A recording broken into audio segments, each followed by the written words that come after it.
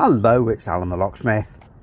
Today we're going to talk about half-shot bolt. It's a term locksmiths use to mean when a lock hasn't fully been locked or unlocked. So this is a 5-lever rim lock by Cooling Folk. It's patented from probably 1800s, and it's a pipe key lock, so the key has got a hole in the end which goes over the drill pin, so there's no keyhole on the other side. Anyway, it is the correct key, but it's very worn and it doesn't actually lift the levers as far as it should, and it doesn't actually throw the bolt as far as it should.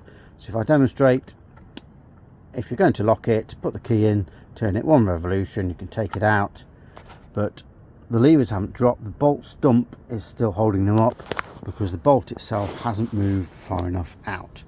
So 2 things can happen at this point. So this lock's been used like this for a long time, and if they just turn the key back, that opens the lock. They can open the door, turn the key that way, the bolt comes out, it actually holds the door, and then they believe it's fully locked. At this point though, there's a couple of problems that occur.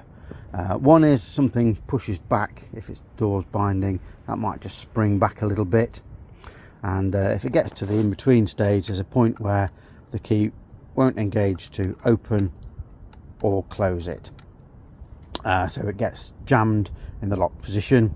But that's a nice easy one to sort out, because we've got tools to go in there, and of course we can just push that bolt back and release the door. But on this one, what happened is, after years of using it like this, it was locked, but then some other form of vibration caused the bolt to move that extra little bit out. So now the lock is properly locked, but this key unfortunately doesn't lift the levers to quite high enough on a couple of positions due to wear, and so they were not able to gain in entry to the room. And I've had to attend in order to pick the levers up to manipulate it to gain entry.